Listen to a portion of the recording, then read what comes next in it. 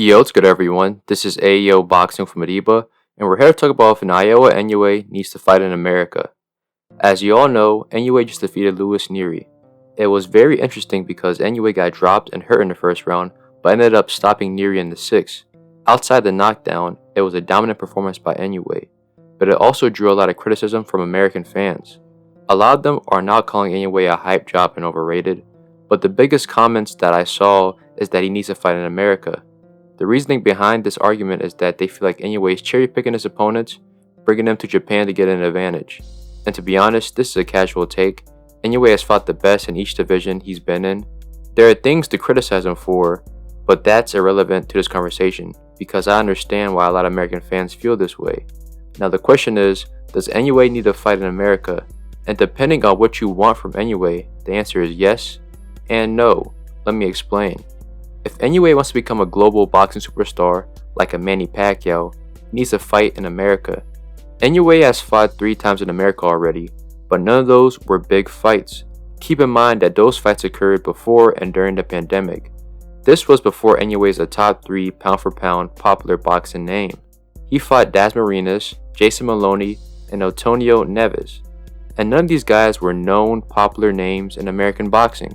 Americans want Inoue to come to America because the majority of American fans do not watch the lower weight classes, mainly because there's not a lot of American talent underneath featherweight. I know a lot of Inoue fans will blame race or just call it hating, and there may be some truth to it, but no, the majority of the American fan base don't know who Inoue has fought except for the recent opponents at 122 and at 118, and I guarantee you a lot of these Inoue fans don't know either, but that's besides the point. You need to understand that America has been the mainstream, big money market for boxing for decades. The majority of the biggest stars in boxing history are either American or had big fights in America. Recent examples of non-Americans that are huge global stars include Anthony Joshua, Tyson Fury, and most importantly, Manny Pacquiao, who's also an Asian boxer who came from the lower weight classes but became an icon fighting in America against big names and big fights. Inoue is a boxing superstar, the king of Japanese boxing and the biggest name below 130, but he's not a crossover name or a global superstar yet. If he wants to reach that status of a global superstar, then America is a required destination.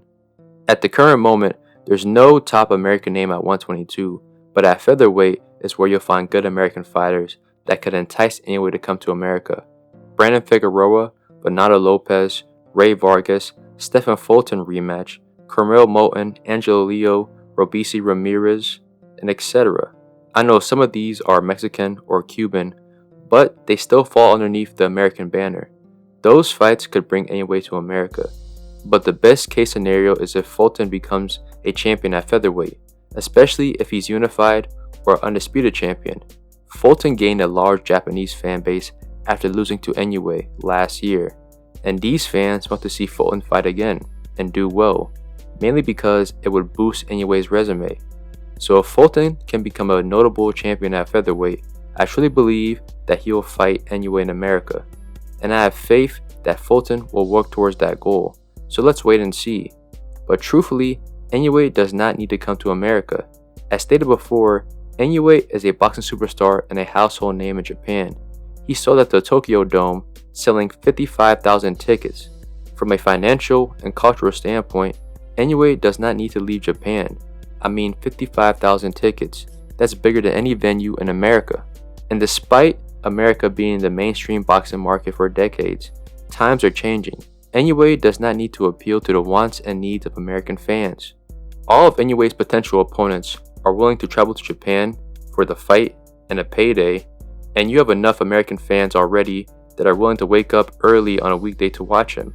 The narrative that he needs to come to the US is an American-centric idea that's based on ego and selfishness, and Inoue knows all of this.